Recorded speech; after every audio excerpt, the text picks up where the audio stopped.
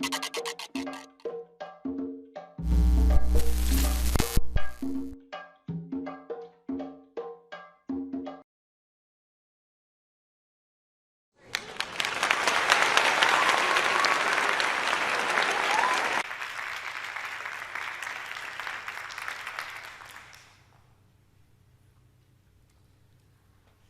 journey began in a box.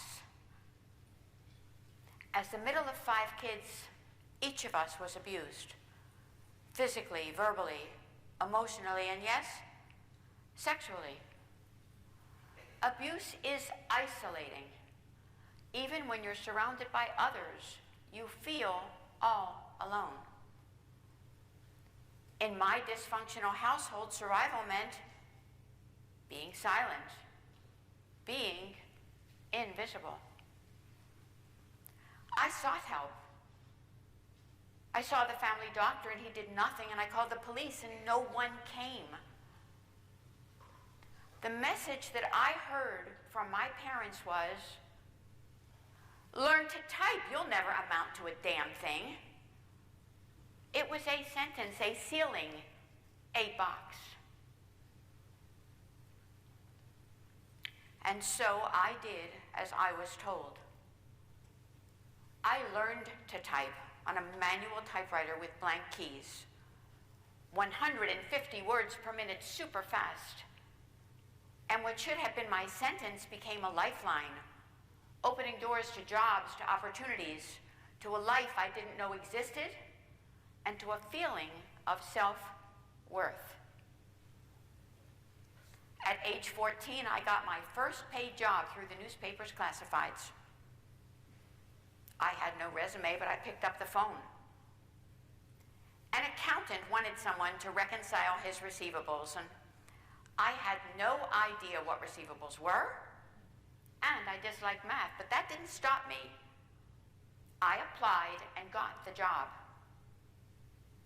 On the very first day, he brought in shoeboxes filled with receipts from what looked like every corner bar in Philadelphia. And he insisted that I use a 10-key touch-style adding machine to reconcile those accounts, much like that typewriter. I mastered that process. I worked for him for 2 years, saving every penny and planning my next move.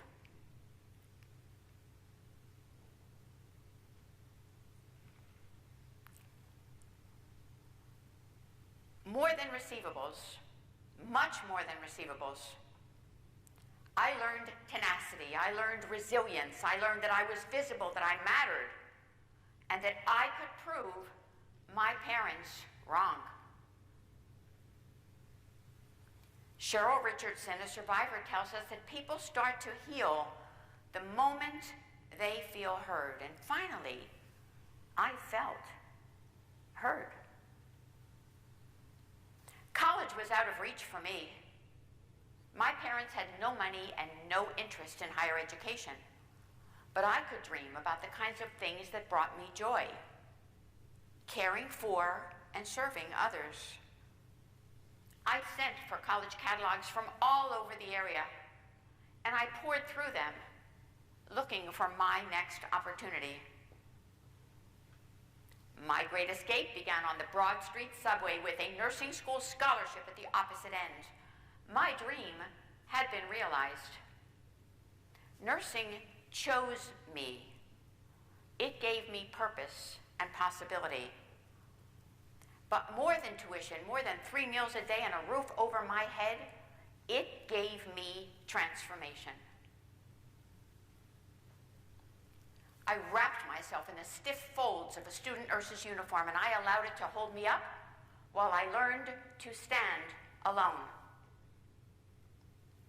3 years later, I emerged as a new graduate with a license to practice and a voice I didn't know I had. But finding your voice doesn't ease the pain. You carry it with you. The hardest truth is that that pain often comes from those closest to you. those you're taught to trust.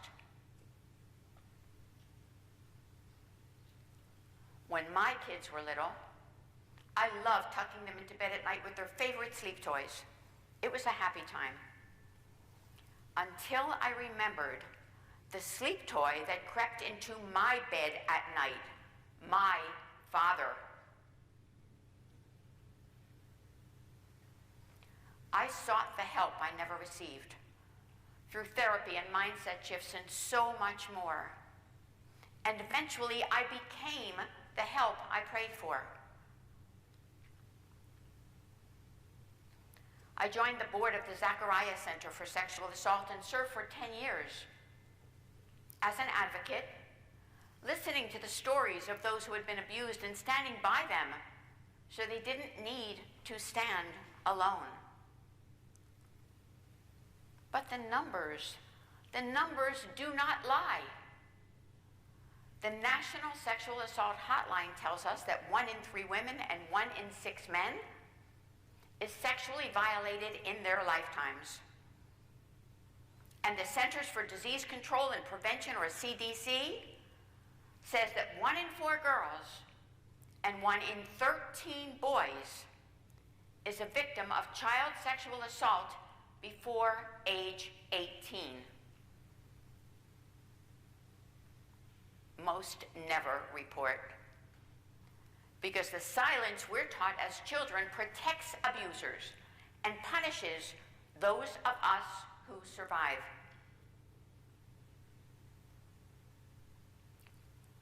That silence must be shattered.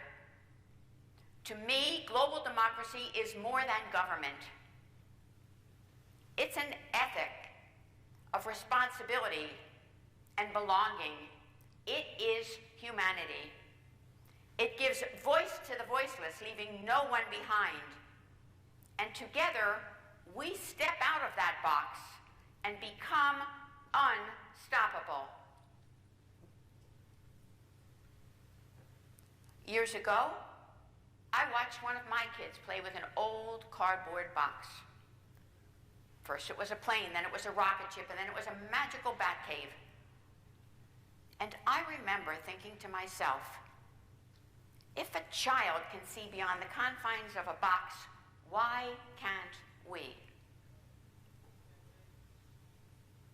As adults, we feel boxed in. We trade our dreams for expectations. But when we think differently, when we question the limits and imagine the possibilities, we grow, we lead, we heal, and we become unstoppable. You've heard the term, think outside of the box. How did that make you feel?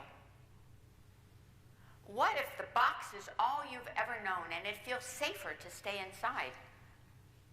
You're afraid. Who am I to try? What will others think of me?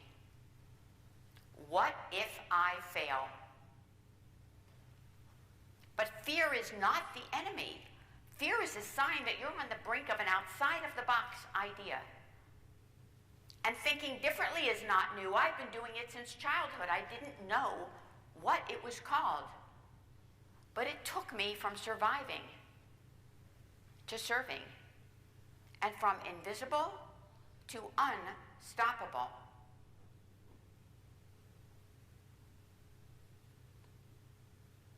The 4 W's is a way forward. It's a thought framework based on innovation. A model co-created by Jean Lidke of the University of Virginia and Tim Ogilvy of Peer Insights. It's based on 4 questions. I turned to that model and asked myself those 4 questions. What is? What is my reality? I faced my abuse. What if? What if I could imagine a different life for myself, one based on education? What wows?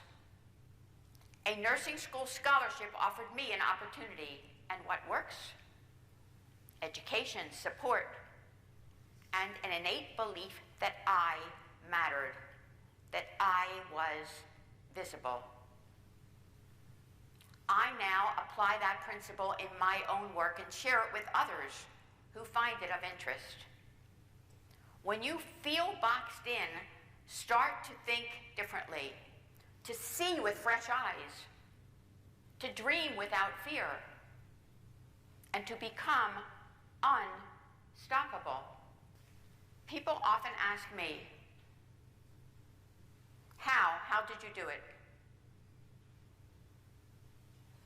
A great question. The truth? I was scared each step of the way, and yet I faced the dark.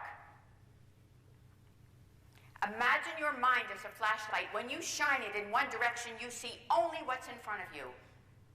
But if you swivel that light into the dark corners of possibility, you see what might be possible.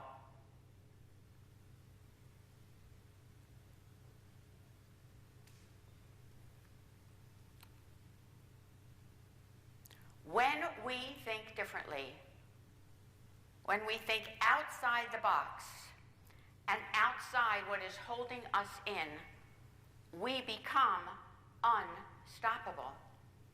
Today, I'm Sharon Weinstein, a mom, a wife, a nurse, an author, a speaker, a diagnostic design thinking group facilitator, but those are just titles. The truth? I was born into violence, and now I live in peace. I was silenced, and now I amplify others. I was told I'd never amount to a damn thing, and yet I rise, and so can you. So I ask you, what box are you in? What story are you telling yourself?